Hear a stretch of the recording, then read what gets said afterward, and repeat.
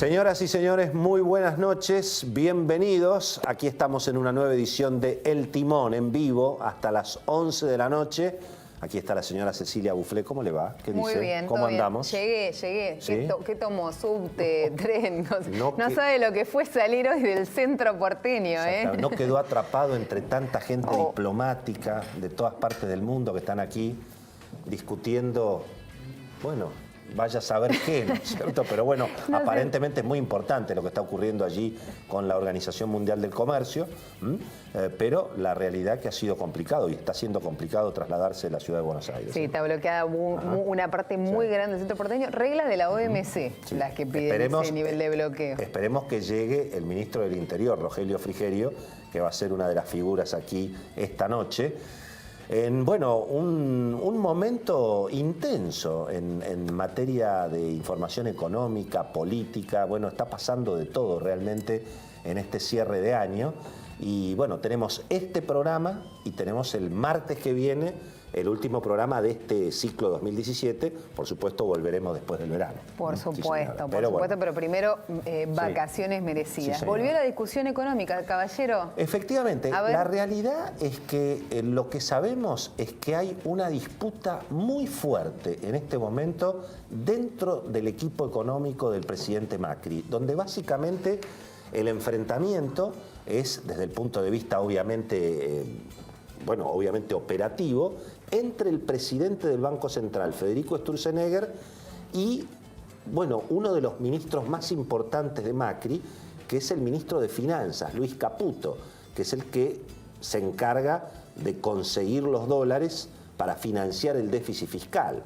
La discusión es sobre la bendita cuestión de las LEBAC, el tema de la tasa de interés de las LEBAC, la bicicleta financiera de traer dólares, colocarlos a tasa de interés. Esto está generando mucho atraso cambiario y además hay una presión impositiva complicada al sector privado. Y hay quienes temen que esto haga que la economía se frene en el futuro. Así que hay una discusión muy fuerte. Luis Caputo entiende que la tasa de interés es demasiado alta. Si la inflación finalmente va a ser 23, 24, ¿por qué la tasa está en 31?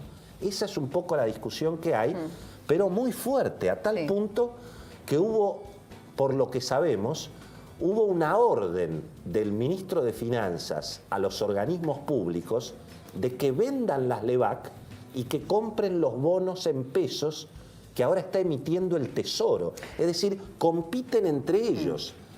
El Banco Central ofrece un instrumento para retirar pesos del mercado y ahora el gobierno, a través del Tesoro, ofrece otros instrumentos con una tasa de interés más baja, como para dar una señal de que la tasa del Banco Central es muy alta.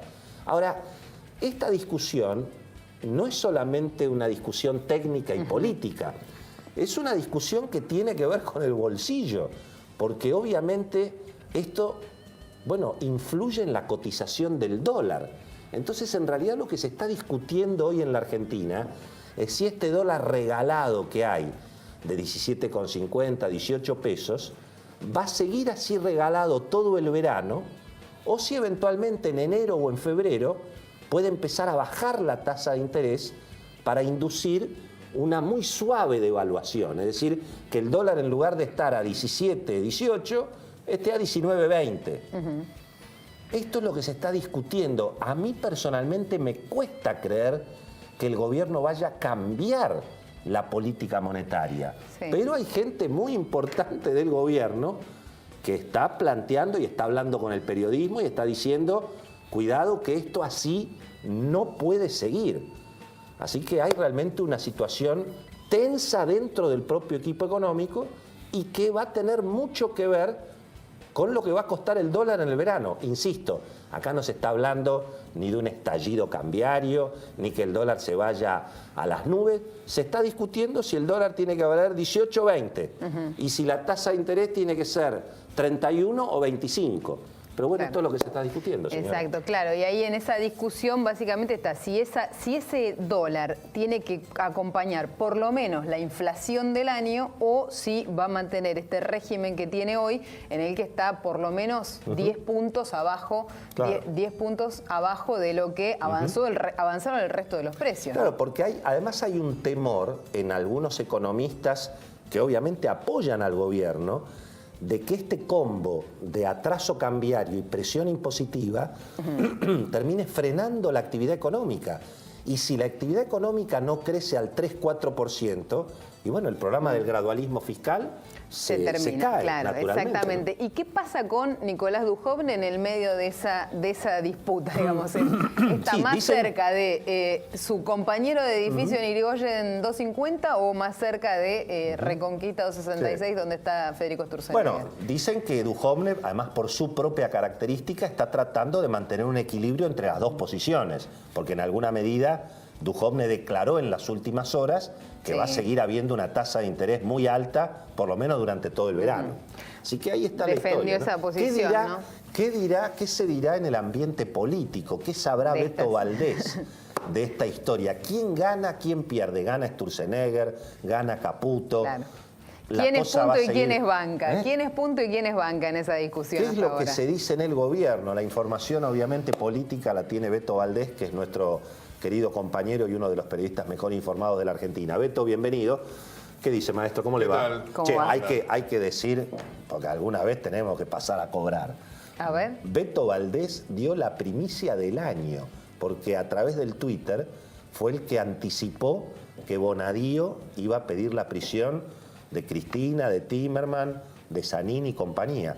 Primicia de Beto Valdés, casi la primicia del año, estimado. Así que muchas gracias. Felicitaciones. Gracias. Bueno, ¿cómo es? ¿Qué sabes de esta disputa, Beto? ¿Quién es punto y quién es banca acá? Primero, recordemos que hace muchas semanas que venimos hablando aquí de los lobos solitarios y fundamentalmente no solo del ministro de Finanzas Nicolás Caputo, que Luis Caputo. Luis Caputo. Nicolás es el primo. Amigo. Luis Caputo. Sino además de otros sectores que han concentrado mucho poder dentro de la Casa Rosada, que son realmente muy críticos hace tiempo con la política monetaria de Federico Sturzenegger. Y nosotros veníamos insistiendo, y quizás alguna polémica que planteamos, ojo, me decían ustedes, el presidente lo sigue respaldando. Hay que ponerlo en algunas dudas, porque, insisto, no solamente es Caputo, hay un diagnóstico muy crítico también de Mario Quintana, de Gustavo Lopetegui, que algo influyen en este tiempo en la relación de fuerzas dentro del oficialismo. Y lo que se escucha es la siguiente frase o eslogan: bajar el gasto, bajar las tasas y subir el dólar. En términos incluso de competitividad, ¿no? Una de las obsesiones del presidente Macri, desde el punto de vista de que con esta realidad y de alguna manera con un retraso cambiario es muy difícil. A ver, retraso cambiario, Willy recién hablaba de presión impositiva, es decir, es un cóctel que no es el ideal para tener un 2018 con recuperación económica consistente, sobre todo para llegar a los próximos 365 días. Dentro de un año en el gobierno dicen, se acabó, empieza la campaña electoral. Entonces es el momento de mostrar algo.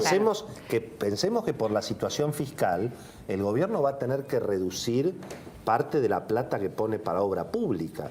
De hecho, hasta donde sabemos, los proveedores de AISA están con una deuda de casi 2.000 millones de pesos. Vialidad Nacional está con una deuda de 7.000 millones y el año que viene tiene que venir plata del sector privado, porque el sector público no, digamos, para construir rutas, construir puentes.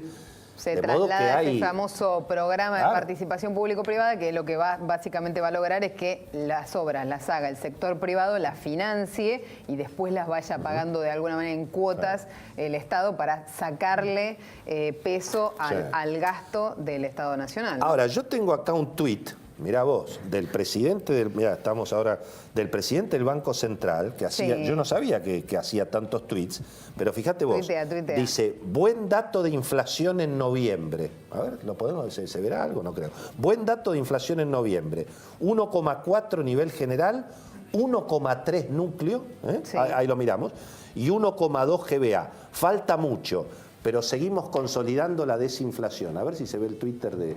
Ahí está la carita de Sturzenegger, a ver si lo arrimamos. Ahí medio difícil, Es por difícil, la luz, obviamente. Esperá, se me acabó a mí la luz, eso fue el problema. Se te pago.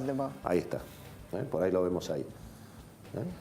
Claro, Seguimos, así que, digamos, Sturzenegger sigue diciendo que la inflación núcleo baja. Claro. está bajando. Pero muchachos, estamos hablando de una guerra abierta. Hace un año que estamos con el cuento de la inflación pero núcleo también, digamos. es el argumento al cual se tiene que aferrar Sturzenegger, porque la guerra ya está declarada. Es decir, nadie en el gobierno, por lo menos en off the record, lo niega. admiten que hay un duro enfrentamiento entre Nicolás Caputo, avalado. Luis Caputo. Lo tengo con Luis Caputo, avalado por la jefatura de gabinete contra Federico Sturzenegger, lo cual, Perdón, como ustedes decían... reiteremos, la información que hay Sí. es que Caputo ordenó a todas las reparticiones del gobierno vender la LEVAC y comprar los bonos de él. Claro. Exacto. Había tomado una medida pública, que es que ya le había ordenado a las aseguradoras Claro. desprenderse de Levax. Ya las aseguradoras, que son un inversor institucional importante en el mercado, son compradores de volumen de Levax, les había ordenado dejar de comprar Levax para que pasen a este instrumento. Un instrumento que emite el Tesoro y que es exactamente igual, tiene los mismos plazos, los mismos vencimientos y se emite una semana antes. Nosotros preguntamos, bueno, ¿para qué lo hacen? Y bueno, lo hacen para que justamente el ministro Caputo le muestre a Sturzenegger que puede capturar fondos pagando 3 o 4 puntos menos que la LEVAC. Estamos como Fantino, una fuente, como hacían en el show del fútbol. Exactamente. Sí. A ver. Una fuente nos dice que concretamente, ojo que acá también hay un aval implícito o explícito también de Nicolás Dujovne, el equilibrista, en todo esto, pero más cerca parecería de Caputo, porque la bajada de línea en la instrucción es que mañana todas las reparticiones que dependen de los ministerios de Hacienda o Finanzas, es decir, los dos ministerios, y reciban aportes del Tesoro, tienen que vender Levax y comprar letras del Tesoro en pesos a 3%. Es decir, 3 puntos más bajo que la LEVAC. Claro. Igual, digamos, cuidado, porque, digamos, si se sale a vender LEVAC, el precio va a bajar y la tasa va a seguir subiendo. Claro. O sea que en el mercado secundario la tasa de la LEVAC puede ir al 35%. Hoy el dólar subió 10 centavos sobre el final de la rueda, pero nos explicaban que eso tiene que ver con la controversia a propósito de si se va a aplicar el impuesto a la renta financiera a los extranjeros o no se les va a aplicar. Claro. Y eso es lo que algo que generó algún ruidito, ¿no? Es lo que se pidió y parte de las modificaciones que aparentemente se discutirían cuando se vaya al recinto la reforma tributaria, ¿no? Hoy tuvo dictamen de comisión, la reforma tributaria, la reforma previsional, pero modificaciones habría en el recinto sobre la reforma tributaria, y una de las cosas que se pide es eso, que se le cobre renta financiera también a los inversores extranjeros sobre las LEVAC. Creo que tenemos ya el tuit de Sturzenegger para mostrarlo en cámara. Ahí lo tenemos bastante clarito para que todo el mundo lo vea. Así que ahí está la historia. Y bueno, y en el Congreso, finalmente, con alguna escaramuza hoy, que va a ser obviamente la tapa de los diarios, algún manotazo, que hubo alguna pelea con el sector del kirchnerismo en la Comisión de Presupuesto y Hacienda, creo que fue plenario conjunto de comisiones, pero finalmente el gobierno logró el dictamen de la famosa cuestión tan controvertida a propósito de la reforma sobre el cálculo de las jubilaciones. La pregunta es, ¿se está cumpliendo el acuerdo entre el presidente Macri y los gobernadores? El famoso fallo de Bonadío contra Cristina y parte de su gobierno, ¿complicó este pacto entre el peronismo no kirchnerista y el gobierno? A mí me parece que no. Pero vos decías, Beto, que hay que mirar las cosas con algún cuidado. Digamos. Hay que ver mañana en el recinto. Recordemos que hoy el dictamen obtuvo 40 votos sobre 80, ahí ajustadito. Y hubo una ausencia significativa, que es el bloque peronista. Es decir, recordemos, se decía que el oficialismo reunía con los propios aliados más la bancada del peronismo, 140 diputados. Que fue lo que logró hace 2 semanas, claro, cuando se aprobaron varias leyes económicas. Con la otra composición todavía de la Cámara de Diputados más desfavorable para Cambiemos. Lo interesante es que hoy hubo esas ausencias, es decir, hay un grupo de diputados que no se expresaron, que le tienen fobia a la reforma previsional. Después, dentro de este bloque hay 7 diputados a quienes los denominan los sin techo. Ajá. ¿Por qué? Porque no responden a ningún gobernador. Son una especie de barrio chino. Antes se decía barrio chino cuando había... Pero estos están juntos. Entonces, barrio chino porque muchos kioscos, digamos. Y porque eran varios que se reunían y demás. Ahora dicen los sin techo, que pueden llegar a ser decisivos mañana. A esta hora hay negociaciones. Ojo, hay que reconocer en ese sentido que la cosa pintaba más complicada la semana pasada después del efecto Bonadío, y otra vez un gran trabajo, vamos a decirlo antes de que llegue, del ministro del Interior, Rogelio Frigerio, para que no se ponga colorado, del presidente de la Cámara de Diputados, Emilio Monzó, quizás no tan reconocidos, ¿no? Sobre todo en este año electoral. Bueno, a Monzó se lo vio hoy casi yéndose a las manos con el Chivo Rossi. Impresionante. Sí. Y hubo una discusión ahí que en un momento Después dado... también Nicolás Mazzot, el presidente del bloque del PRO, Luciano Velaspina, quien estuvo con nosotros el martes pasado, fueron decisivos para, en términos de don Raúl Alfonsín, abuenar los ánimos más allá de lo que ocurrió. Hay que ver mañana en el recinto. Y otro dato interesante, fue más importante en la previa convencer a la doctora Carrió, porque recordemos que había expresado sus dudas. La reunión de ayer fue más importante que lo que pasaba en comisión hoy. Exactamente, claro. Por lo menos por las dudas que se planteaban en función de la doctora Carrió y parte de su bloque. Hoy tiene más diputados que antes la coalición cívica, y evidentemente no les causaba ninguna gracia votar este proyecto. La convenció el presidente Macri y el jefe de gabinete Marcos Peña. Es decir, me parece que el trabajo de contención sobre la doctora Carrió, que hay que mirarlo con mucha atención de aquí en adelante, porque están las dudas, los que dicen, bueno, va a ser más complicada la relación. Ahora, el resumen, pero no parecería tanto. El resumen que tenemos a esta hora sería: la reforma en el cálculo del ajuste jubilatorio, en principio, hay altas chances de que se convierta en ley.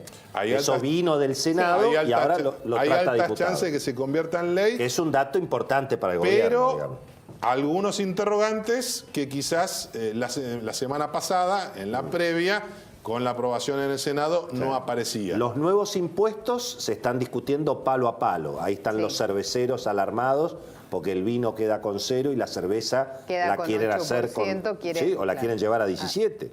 Ojo que acá se están aumentando impuestos que ya estaban con el cuento de la salud y toda esa historia, ¿no? Hay que ver qué pasa con el impuesto a las petroleras, con el impuesto a las emisiones de carbono. Hay quienes dicen que eso puede derivar en un aumento en el precio de la nafta. Es decir, todo eso me parece que se va a discutir. También una posibilidad de que se baje significativamente de $25 la penalidad a $10 la penalidad para las emisiones de carbono de los tipos de nafta. También las azucareras o las bebidas azucaradas también tienen chance ahí de conseguir algún espacio. Y ahí los diputados, creo que los diputados de Tucumán y compañía no quieren saber nada con el impuesto al azúcar, obviamente. Y también recordemos que si hay modificaciones a este proyecto, se va a tratar mañana en el recinto con media sanción en el Senado. No, ese es el previsional, no el de los impuestos. El de los impuestos. El de impuestos va al Senado. Va al Senado. Con la nueva conformación en el Senado, y ahí sí puede haber efecto Bonadío, sobre todo por la mirada que ha tenido el gobierno, y yo diría la clase política en general, respecto a lo que ocurrió y a la decisión de mover la famosa denuncia del fiscal Nisman.